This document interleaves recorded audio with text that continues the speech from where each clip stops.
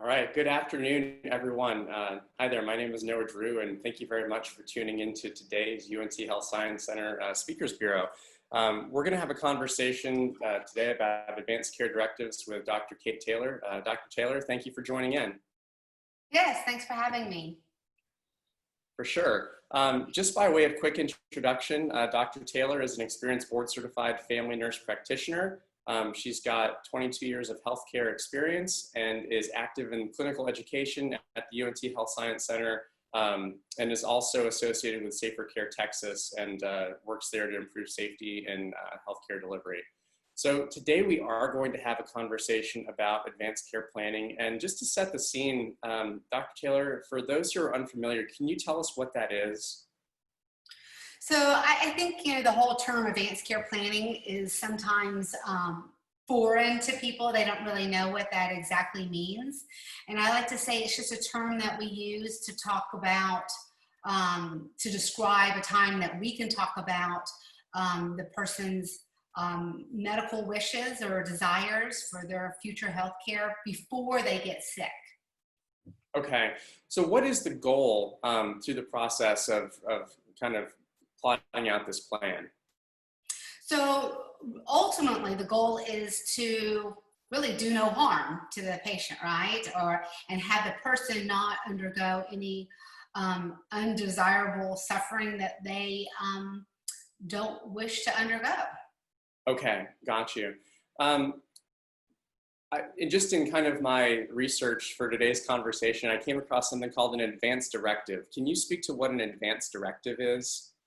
Sure. So let me just take a step back. When we talk about advanced care planning, I usually like to state that we usually cover 4 different forms. And so those forms are the medical power of attorney, the directives to physicians or living will, at a hospital, do not resuscitate, or the Texas most form.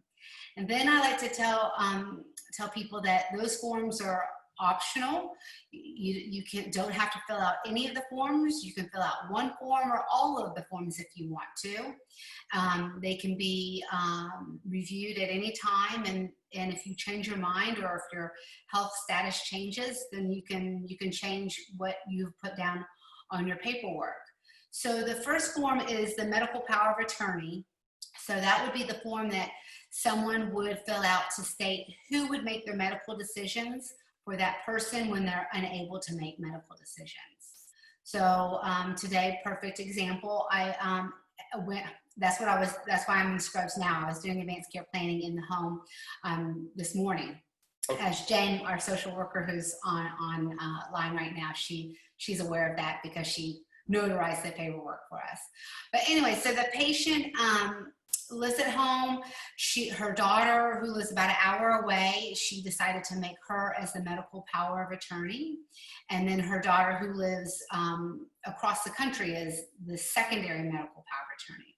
So I think it's a nice idea to have someone who is close to you, and then also be able to have that conversation with that person about what you want when you're unable to make those decisions. So I've had some people say, oh, I want my sister to be my medical power of attorney. But have you actually talked to your sister about what you want? And so if they haven't, then we need to take a step back and have that conversation, myself, the patient, and also the patient's medical power of attorney.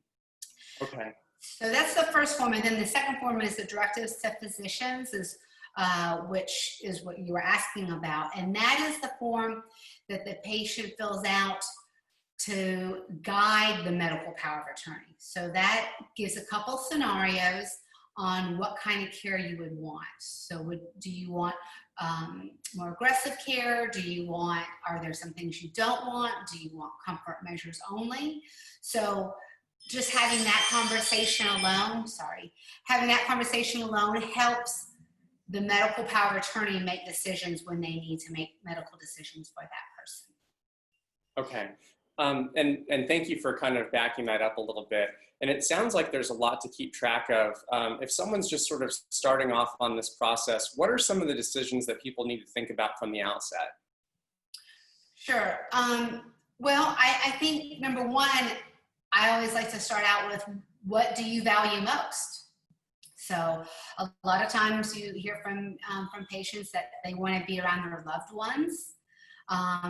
They want comfort. They don't want to suffer. They don't want to experience pain. They might not want to be in a nursing home.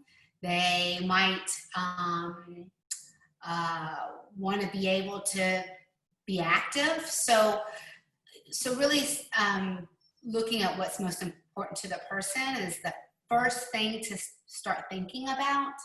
And then the other thing to think about is, what kind of medical care do you think is worth trying? And ultimately, what are your goals at the end? So functionality is really important to them. Okay.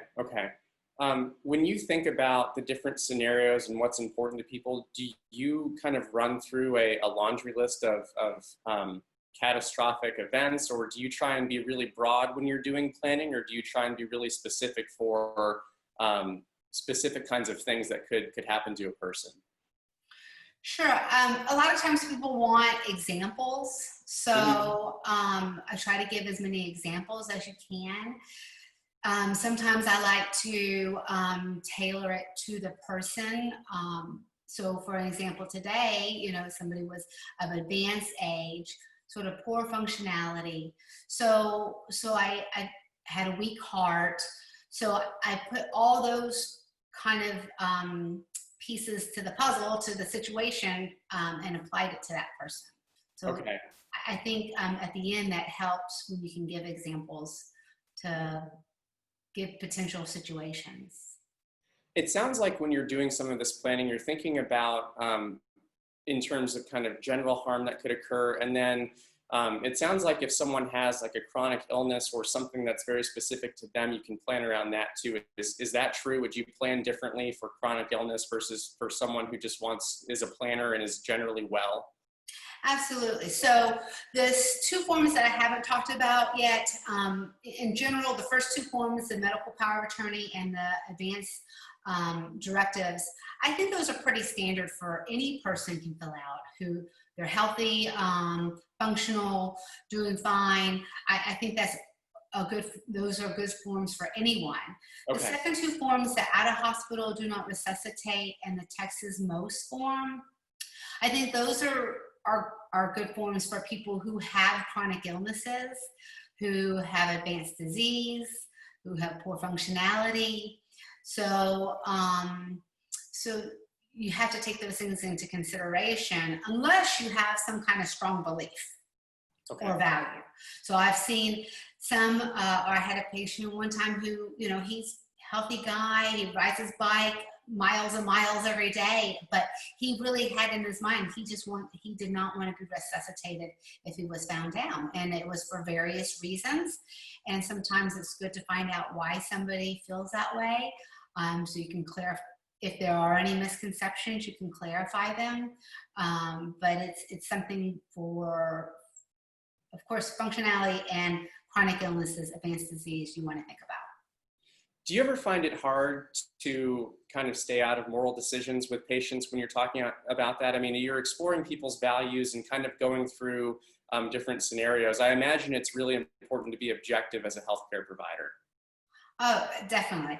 I think, I've worked in the hospital for over 10 years, and I've had a lot of these conversations with people when these conversations are unexpected and you have to make a split decision, and your emotions are running high.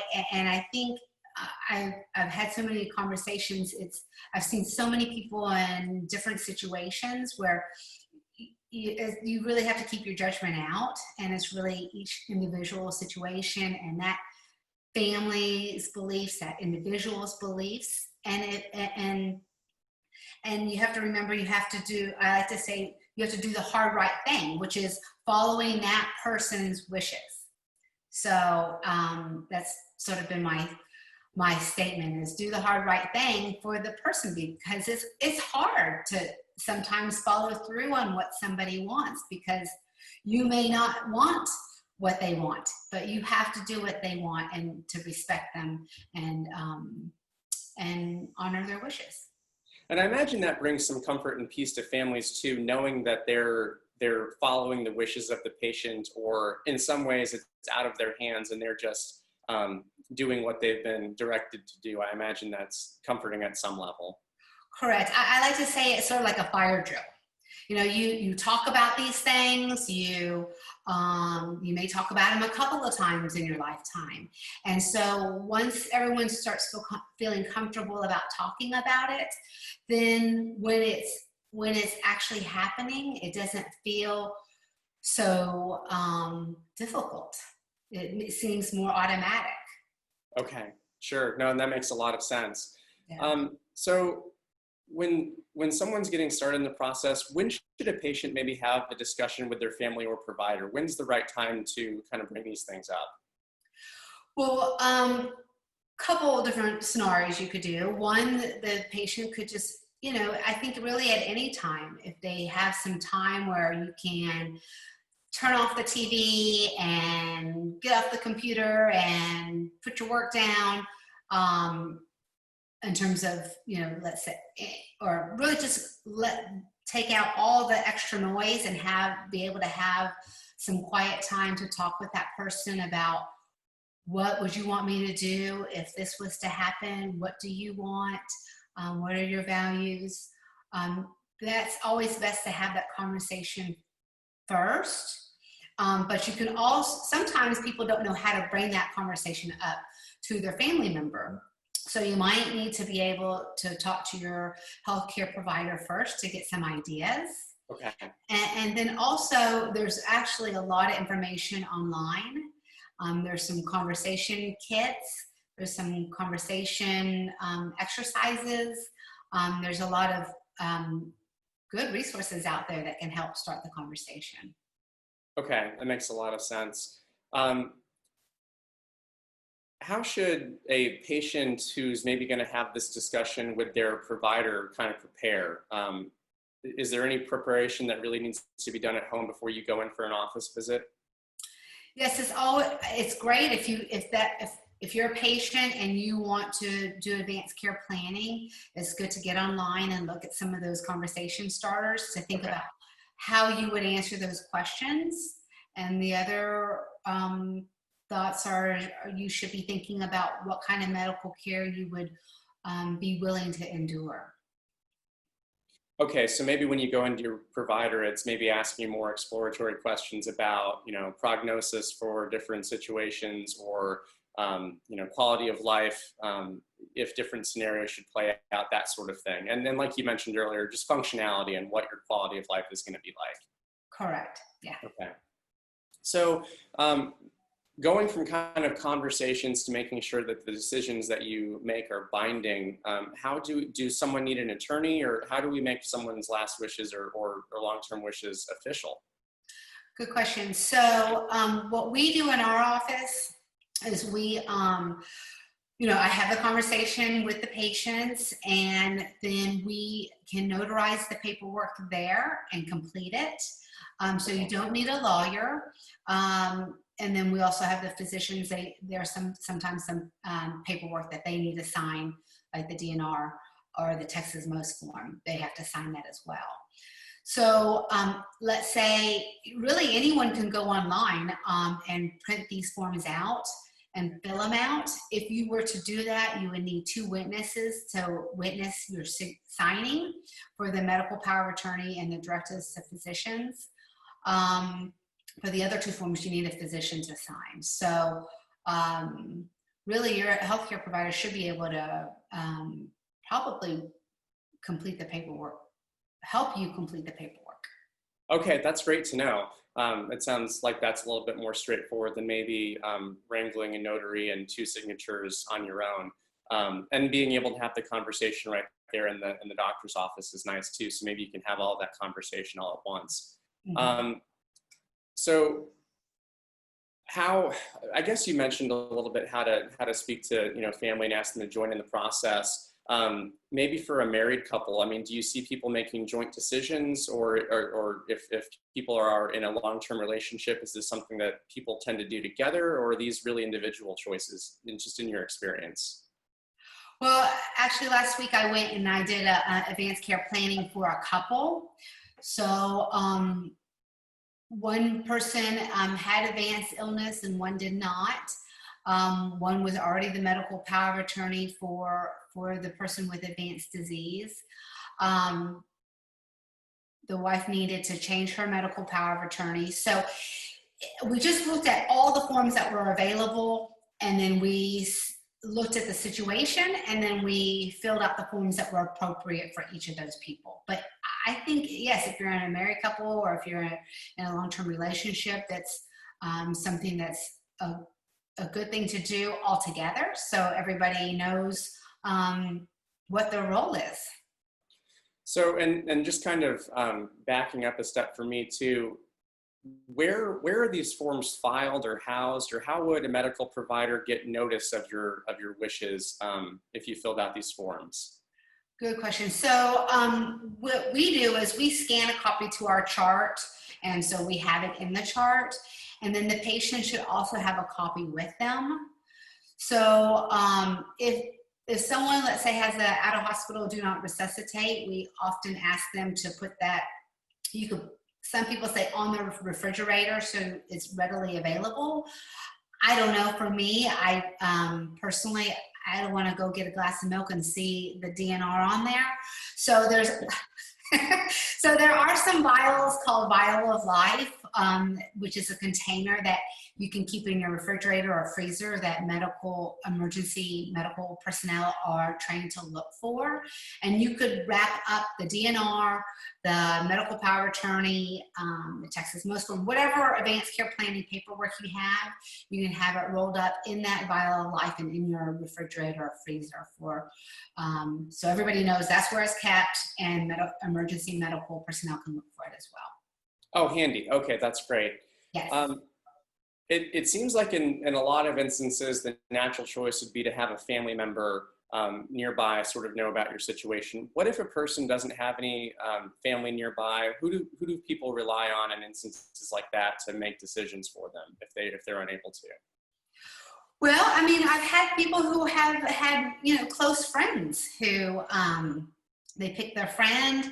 I had somebody who picked their financial power of attorney because his son is far away, and this financial power of attorney, he has been involved in this man's medical care, and he trusts him. And so the bottom line is you need to find somebody who you trust. Okay. And who is willing to go through with whatever you pick. So some people have said, I want you to be my medical power of attorney, but if the person says, I do not feel comfortable making those decisions for you, I don't think I have the capability, I don't think I have the guts to do it, whatever it may be, you have to make sure that medical power of attorney is willing to do what you want them to do. For sure. And that makes a lot of sense, just picking a good person who can actually follow through. And goes back to what you were talking about, the importance of having those discussions with people ahead of time, just knowing that they're going to be willing to do what they have to when the time comes. Mm-hmm. What should a person do after they have kind of gone through advanced care planning? Are there any next steps? Should they just kind of go about their life and make sure that they've got their directives in a visible place or stored and have ongoing conversations? I mean, is it something that you can kind of do and leave on a shelf? Yeah, I think it's something you can do. Keep the records, if it applies, in your Vial of Life in your freezer, or you can keep it readily available with your list of medications if you are just filling out the medical power of attorney and directives to physicians. That you just need to let everybody know where that copy is. Your medical power of attorney may want to take a picture now that we keep everybody has smartphones. Just take a picture of it and they can have it on their phone with your list of medications. That's a good way to always have it, and just have it somewhere where everybody knows. just Okay. this whole process is all about communication, and communicating where your paperwork is important too. No, that makes a lot of sense. What if you ever run into a situation where people change their minds after they've kind of gone through this process, and are you able to make changes to these documents after they're signed and notarized? Sure. I personally have not experienced that, but by all means, like I said, these forms are not mandatory. You can change it at any point, but you do need to have, you know, the appropriate signatures, either witnesses or notarization or physician signatures. Okay. Yeah. Would I guess we kind of talked about maybe having a one or two people that have the authority to make decisions for you. What if something happens to that person? If say if it's your sister, and for some reason you don't you outlive that person, would you need to update those forms then, or would it automatically revert to the second person, or does that really matter? Well, if something major like that happens, I would just suggest to redo the paperwork. Okay. Or that would be my first recommendation. But Okay. if that, let's say that first person passes away, who is your designated medical power of attorney, then you would go to the secondary person, the second agent, and Okay. then you can even list a third. Okay. Yeah. Okay. Good planning. So I'll give you another different example. Like for my mom, she has dementia. So I was looking over her advanced care planning paperwork, and my stepdad had my mom, who has dementia, listed as the medical power of attorney, but her disease is sort of progressing. So I don't think, all of us don't think that she can make appropriate decisions for him if he's unable to. So we redid the paperwork. Okay, great example. That's really helpful. I imagine that we've probably inspired people to kind of take first steps here if they haven't already gone through this process. For our audience members who haven't done a thing in regard to advanced care planning, where should someone start? Are there any resources you would send people to? What's a great place to start the journey? Sure, I've got a couple. One of my favorites is myacpdecisions.org. Okay. And that has great video. It has some short videos. Actually, they have an introductory video that I like to show patients. It's only 4 minutes.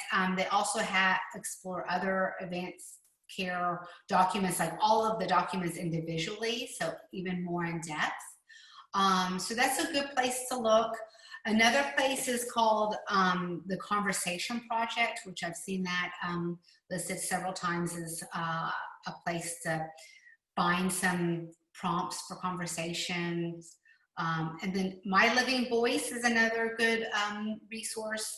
And then Prepare for Your Care is another good resource. Okay. And they're all on the internet. Okay, perfect. And for the audience there, we will send out a recording of this, but we'll also pull out those resources when we follow up too, so you don't have to hunt and peck or kind of go through to minute 18 of the recording to find out what those were. So Dr. Taylor, before we kind of jump into some audience questions, is there anything else that you'd really kind of like to share that I didn't get out of you by asking questions? Sure. I think the most important thing is sometimes people, this topic can sometimes be sort of awkward. People tend to sort of put it off in terms of procrastinate because, oh, we'll do it later. So I think the most important thing is just to start talking about it, even if it's a silly question or something a question that doesn't really go anywhere, but it just starts the conversation. It just starts the thought process. And sometimes it takes some time to sort of filter through, what's important to you? What do you want to undergo? What are you willing to do? Who are you willing to ask? Or is that person willing to even accept the responsibilities? So I think just starting it is the most important thing.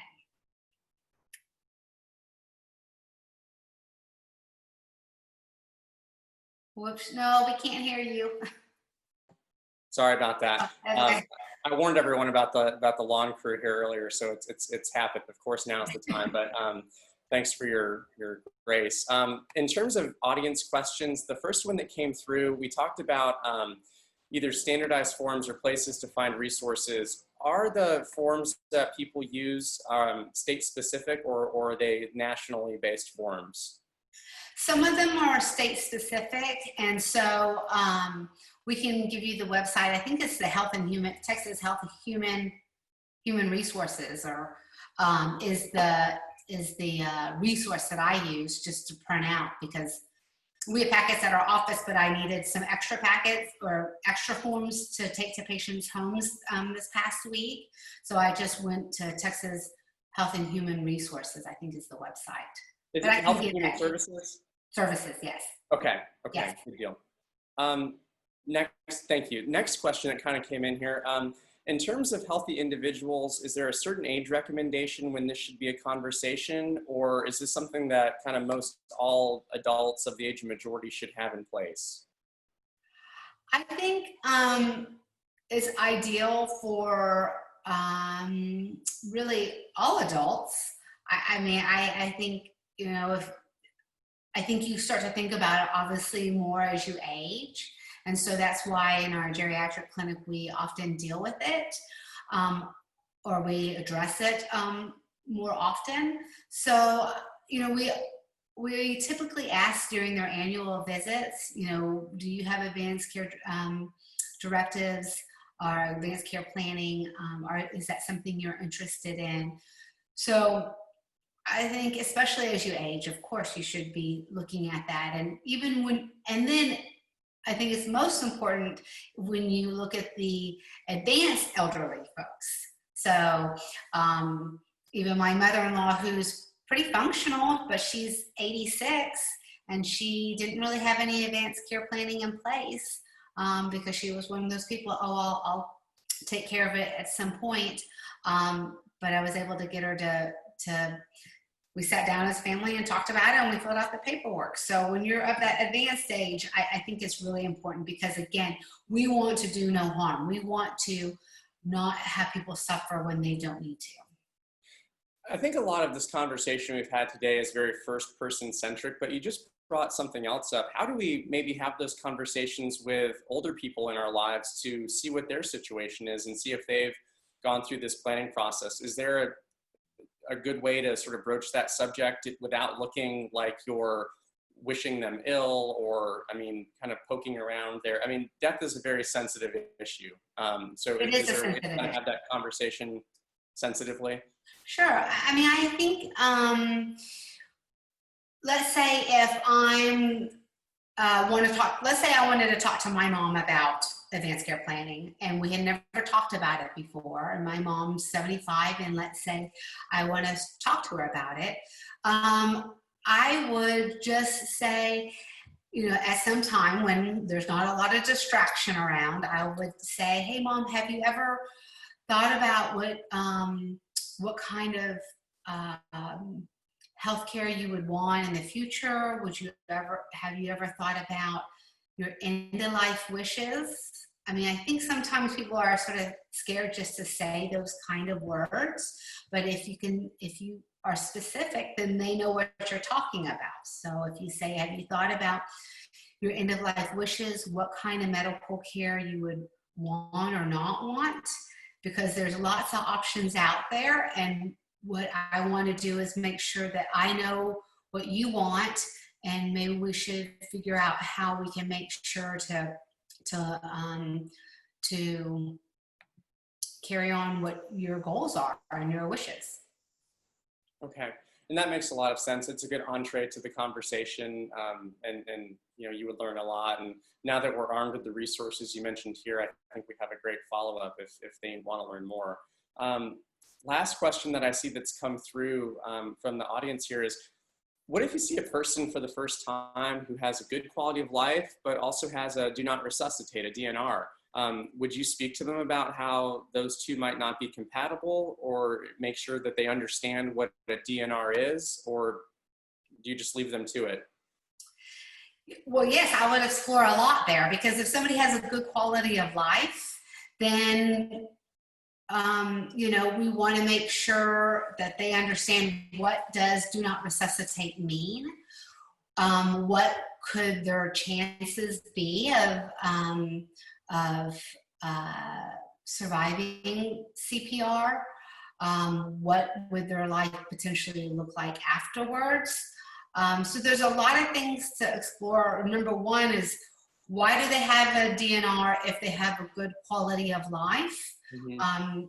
You know, you might have a good quality of life, but you're 95. So your chances for CPRing might not be as good as somebody who's 65 and in good health. So I would explore, number one, why do they have a DNR? Number two, sometimes people don't realize that they do have a good quality of life. You know, in terms of, they don't understand that, you know, living at home by yourself, making your meals, being able to go to the bathroom by yourself, being able to go to the store. That's what we define as good quality of life. If you don't think it's good quality of life, then why not? Or what else is going on? So it may just be a need of exploring what are the person's thoughts. Okay. Yeah, that's helpful. And I think it's nice to put those things in perspective too, for folks, and you know, be a little bit of a counselor there. We don't have any other audience questions, so if you have anything else you want to put in the chat box, that's great. But if not, I'm happy to kind of wrap up here. I've learned a lot, and I think that we've presented some great information for folks that were interested enough to tune in. So Dr. Taylor, thank you so much for your time today. I really appreciate it. Yep, you're welcome. Thank you. Yeah, you bet. So everyone out there listening in, I don't see any more questions, which is fantastic. Like we said, this is going to be recorded, and we'll send out just a little bit of a note letting you know where you can access it. But if you have any other questions, we'll send, again, that note. You can follow up there with us, and we'll make sure we direct it the proper way. But thank you so much for taking some time out of your day to learn with us, and we'll hope to see you next time. Have a great day. All right, great, thanks. Bye.